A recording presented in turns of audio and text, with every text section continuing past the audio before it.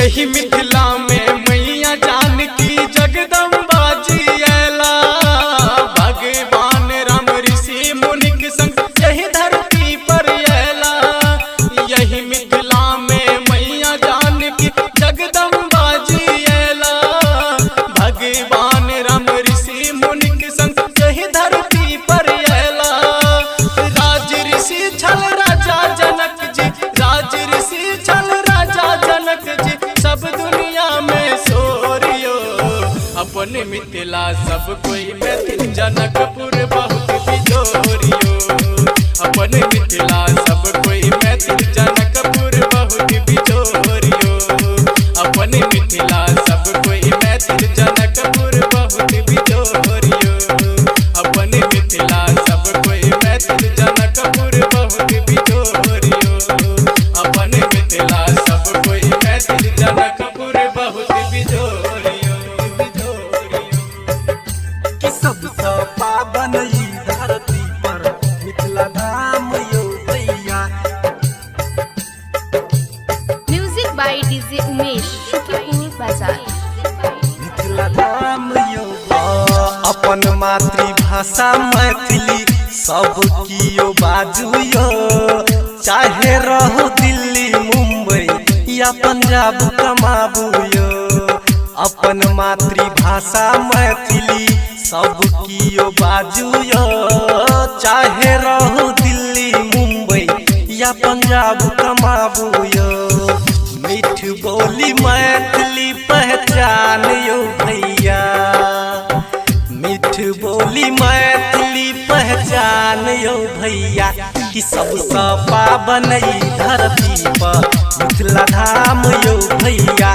कि सबसे पावन ई धरती पर मिथिला धाम यो भैया।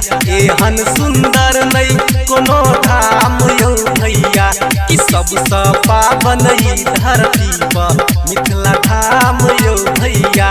कि सबसे पावन ई धरती पर मिथिला धाम यो भैया।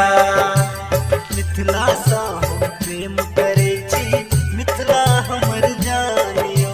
मिथिला हमर जानियो। म्यूजिक बाय डीजे उमेश, शुक्रिया बाजार। मिथिला हमर जानियो। स्वर्ग से सुंदर मिथिला छै अपन, मिथिला अपन शान यो। मिथिला पर जे आँख देखेतै लाल बकर जानियो। स्वर्ग से सुंदर मिथिला छै अपन, मिथिला अपन शान यो। मिथिला पर जे आँख देखेतै लाल बकर जानियो।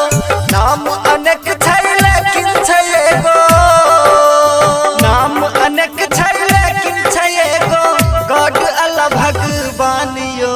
मंदिर में जे कीर्तन होइ छै मस्जिद में आ जानियो, मंदिर में जे कीर्तन होई छै मस्जिद में आ जानियो। धोती कुर्ता गमछा पगड़ी मिथिला के पहचानियो, मिथिला सँ हम प्रेम करै छी, मिथिला हमर जानियो, मिथिला हमर जानियो, मिथिला हमर जानियो। धोती कुर्ता गमछा पगड़ी हमर पहचान छै। Music by DJ Umesh Shukipur बाजार। हमर पहचान छै।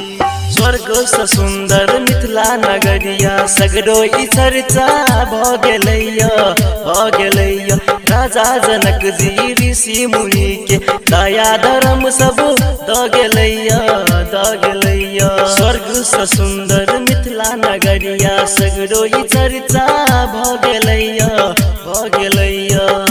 अपन मिथिला के नर नारी इहे बखान करे, इहे बखान करे।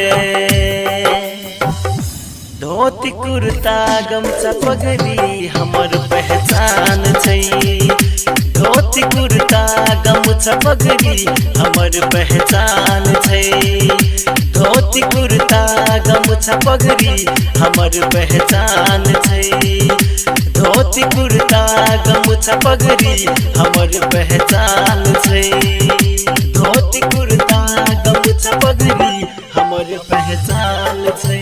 स्वर्ग सा सुंदर मिथिला धाम, मांडन आया छी राजा जनक के music by DJ Umesh Shukipur बाजार। जनक के गाम। हमरा मीता मन लगैया है अपने प्रेमक नगरी में, हमरा मीता मन हो, हमरा मीता मन लगैया अपने प्रेमक नगरी में। मिथिला के बोले अनमोल लगैया, मिठका बेर जे सबरी के, झुकी झुकी माई के हम करै छी प्रणाम। मांडन आया छी राजा जनक के गाम, स्वर्ग सा सुंदर मिथिला धाम, मांडन आया छी राजा जनक के गाम। जही ठम उगना बनलो महादेव विद्यापति के जानियो, स्वर्ग सा सुंदर मिथिला धाम, मांडन आया छी राजा जनक के गाम।